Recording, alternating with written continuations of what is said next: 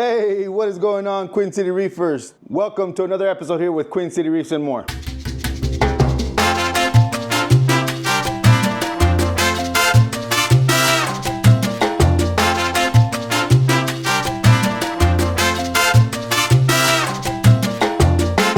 Here we are again.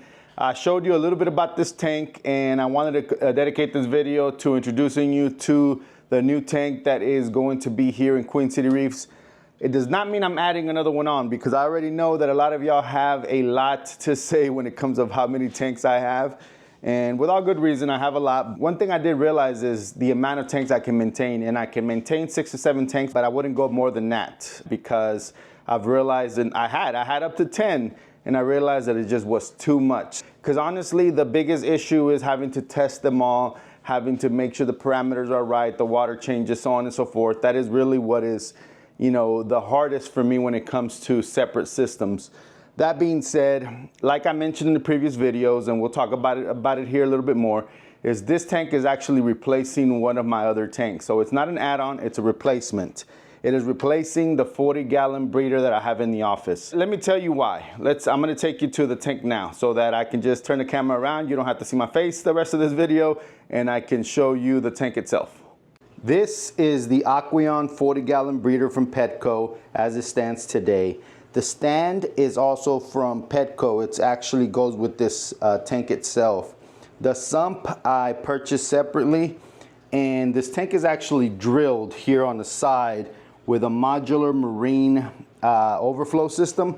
I like the overflow system because, as you can see, you're not able to see the water line. So this overflow system is designed so that the water line stays behind the rim. That is my preferred look when it comes to rim tanks. I don't know, it gives it a cleaner look. That being said, the tank is as it stands today. You can see it's a bit dirty. I haven't really taken the time to clean it. It no longer carries any corals in here because the fish in here ended up getting ick. I'm not sure how or why, but I'm assuming my quarantine process did not go correctly with one of these, and therefore I ended up getting ick in this tank. Luckily, all the other tanks are safe. I've been inspecting them on a daily basis, and so far so good. But this tank itself, yes, there's ick in here, and so I've been treating it with no corals in there, and then eventually these fish will move to one of my other tanks, or maybe the one that it's getting replaced by. Number 2 reason why I'm gonna replace this tank is because I came across the Innovative Marine. Shout out again to Marlene, who sold it to me. Those tanks run around $1,800 when they're on special, I believe, and I was able to get it for less than half of that.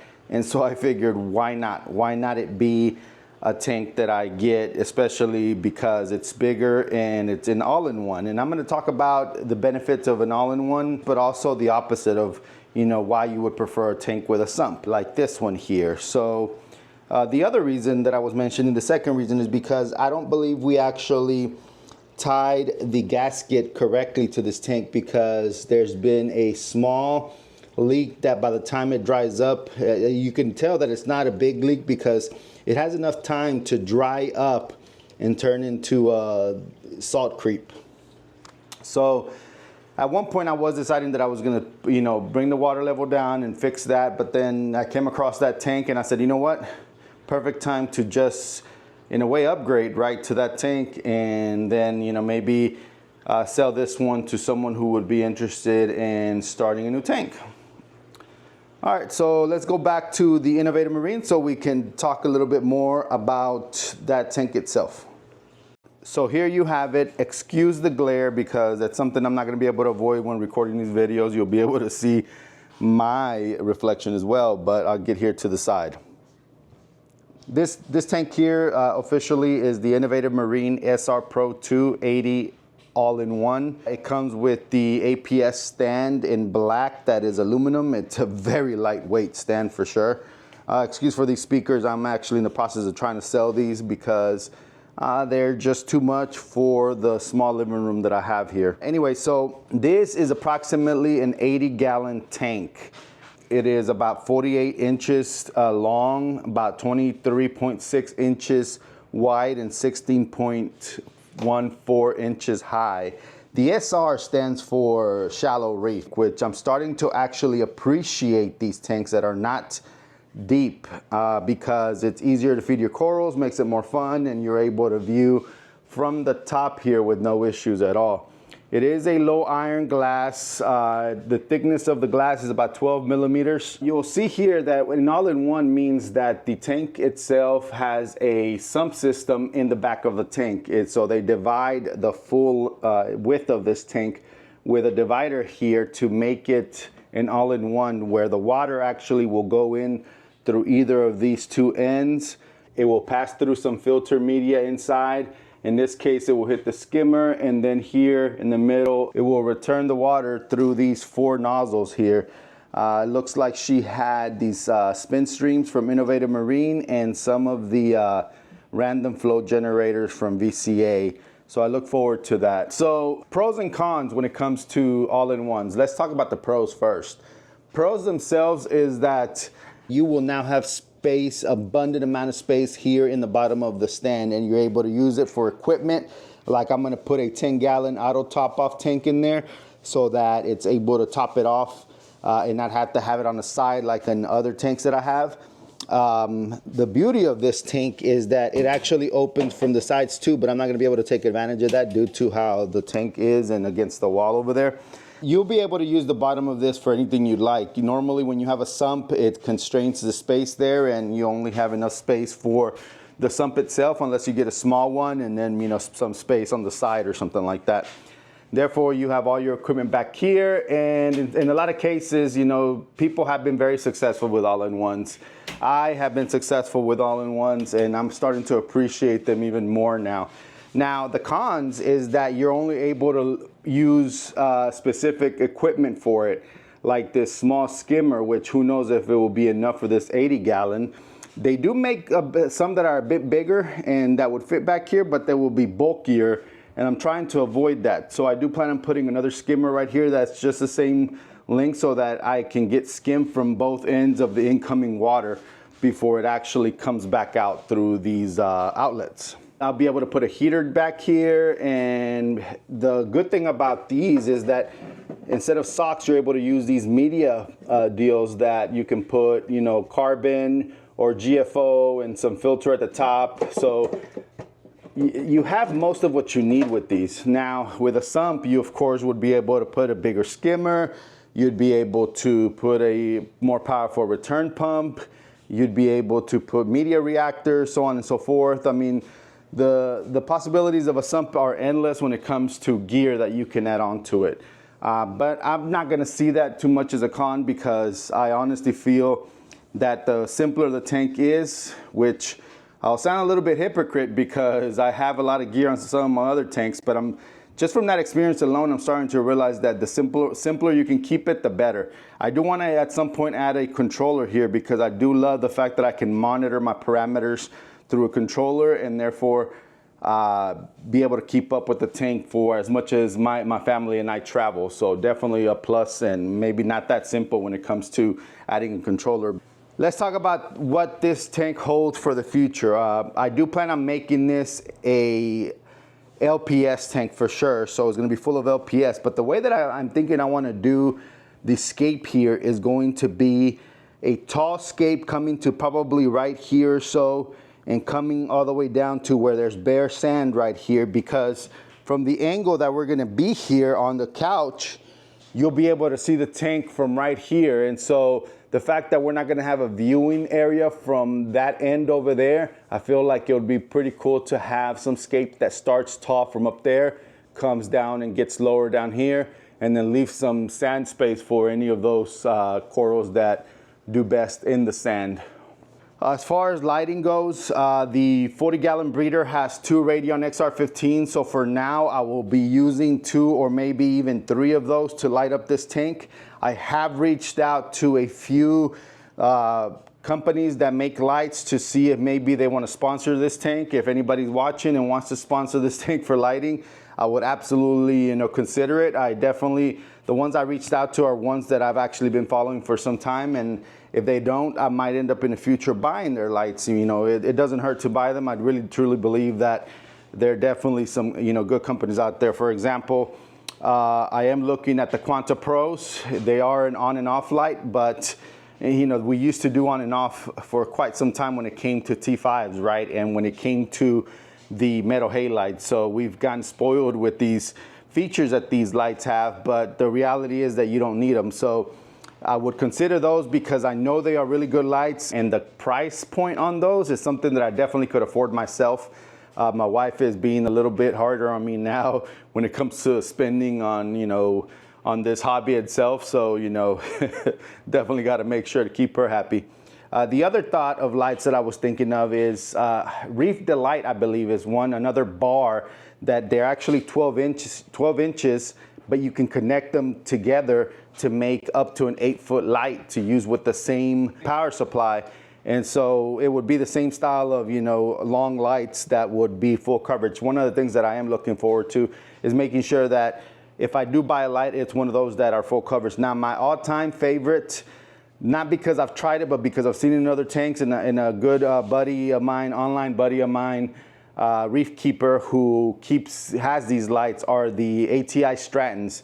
That's my dream light. Now, they're expensive as heck, so unless I would sell all my XR15s and all that to then be able to buy them for the main tank, then, you know, one day I'll have them. But definitely is a dream light that I would like to put on the Mega Matrix, and if I can afford it eventually, maybe even on this tank, depending on how this tank goes. But for now, those are the top two choices. It is Quanta Pros or the Reef Delights. And, you know, I think honestly both of those would be really good options for this tank itself. Let's see what else can we talk about on this tank. I did win some Marco Rock at the Aquatic Expo here in Charlotte, North Carolina. And so I'm definitely either gonna be using that rock to scape this tank, or a rock from, I mentioned on my last video that I wasn't too happy with the Scape that I put on the anemone tank. Let me show you that right now. And not that I don't like the Scape itself, I like the way the Scape came out. There's a lot of surface area for corals, especially LPS, but more of, I feel like it's too low with too much space up there. So I might use the Marco Rock that I won to scape this tank, rescape it, and use this rock that I think would be perfect, being that it's a shallow reef, for the tank that I just showed you. I don't know, let me know y'all's thoughts. I'm also gonna figure out a way to connect this UV sterilizer. This is a UV sterilizer by TMC called the Vecton Titan UV. It is a different concept. They call it photocatalytically enhanced aquarium UV sterilizer, that because of the housing, it creates some kind of ozone. Now, they did say that it's not a long-term effect, so not sure what any of that means, but it seems like pretty cool technology, and why not try it out, right? It is a 25 watt rated for up to 225 gallons, I believe. I decided to go with the bigger brother just because I do plan on putting that in the stand with hoses hanging from the top up here. Then the other unit I plan on connecting here is the Tunzi Osmolator 3, which, you know, honestly, 5-year warranty. I've had, you know, the previous versions and never had any issues go wrong with them. So definitely want to, you know, keep that going where I use something that I know it's tried and true and won't cause any issues here in this area, especially of my living room. I am using different ATOs in other tanks. So not that I wouldn't give them a try, but you know, I figured I was able to afford this one, and I've been looking at it for quite a while. Less wires, less of everything. Because if there was one negative thing to say about the older one, is that the box was not waterproof, where it gave you the signal and the alarm for the different issues, and then too much wiring coming in and out of that thing that, you know, was a pain to hang up and try to hide the wires and all that. So I like that this is very wire friendly, let's call it. As far as return pumps, this tank itself has some innovative marine mini DC return pumps there. So I'm gonna use those to start the tank, but if I feel that they're not strong enough, I do have to do a little bit of research of how many gallons per hour. I don't know that right now. I'm sure it's on the website. I might trade them out for, I do have one of the Aqua Illumination Axis ones that is 400 gallons per hour. So if by any chance this is less than that, I might trade it up and maybe purchase another one for the second one here. Being that this is a large chamber, I think I should actually get away with the bigger version of that access that I think is 900 gallons per hour. I'm hoping that with enough pressure and this random flow, maybe I don't end up needing power heads, or at least not big ones. I can maybe invest in some small ones so that they're not that noticeable, and rely more on these.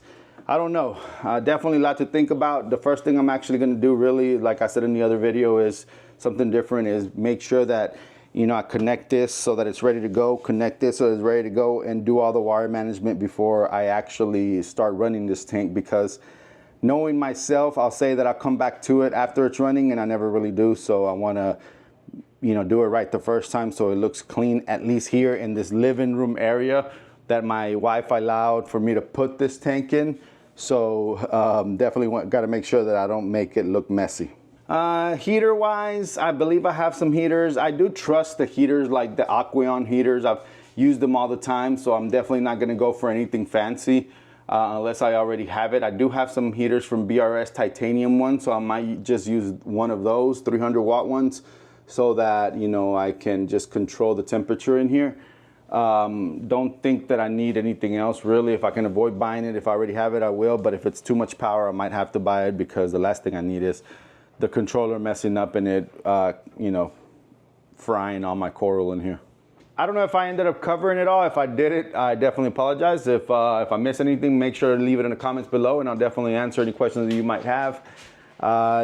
Aside from that, this is again the Innovative Marine SR80 AIO, meaning all-in-one, and I will definitely show you the progress of it while, you know, I build this tank, and hopefully it turns out to be as nice as the 40-gallon looked at some point. And definitely, you know, excited to set this up. I don't know about y'all, but sometimes I feel like the most exciting part of having a reef tank is the actual setup.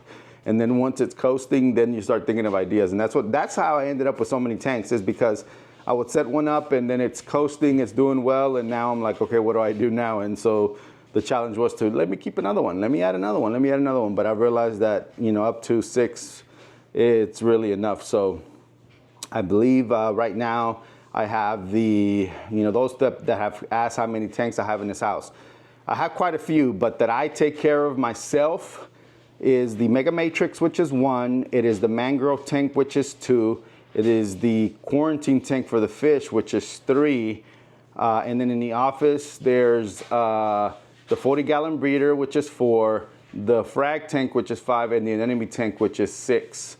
Now I'm tearing down the anemone tank to build this one right here, so it will remain at 6. And this one will come up, and we'll definitely be discussing this one on the next episode.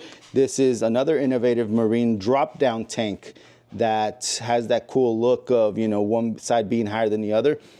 I might end up breaking down the mangrove tank and converting those mangroves to saltwater, because I was thinking that this area where I here, if I would put enough rocks, it would be perfect to then grow out the mangroves from up here, and then putting corals down here. I don't know, what do y'all think? But definitely something that I am debating, and a reason to start a new tank, and at the same time, a reason to you know, redo the mangrove tank because of the way that it's set up right now, which I will definitely discuss in another episode to show y'all, you know, where it's at right now, which is not a pretty place. The mangroves are growing, but the tank itself is a little yucky. But definitely will bring y'all so y'all can see the reality of things and show y'all and explain why I want to most likely just move the mangroves over here. But yeah, this will be the next episode on this tank. So make sure that if you're not subscribed already, you subscribe and you hit that like button if you enjoyed this video. I appreciate those that watched all the way through. If you are not subscribed yet, you know the drill. Please consider subscribing. Just hit that button down there. You know you're gonna watch all the videos. If you don't have an account and that's why you're not subscribed, create an account. Do it for Queen City Reefs. I'll give you a discount code for the www.queencityreefs.com. Bet you didn't know that, right? Yes, I have a website where I sell all my corals, all the ones that I'm growing out and all the ones that I purchase to then sell to y'all at a very lower price, so that, you know, those that can't afford a Holy Grail for $300 or $400 per head, I'm selling them for $150. You know, $150 per head gets me a little extra money and lets you save on a coral that I know a lot of you most likely don't want to pay for that price or can afford it regardless. You know, that's what my website is going to be about, is really to try to make sure that I can bring y'all truly affordable corals. Anyways, that's enough of a self plug. Thanks again for watching. I'll catch you on the next one.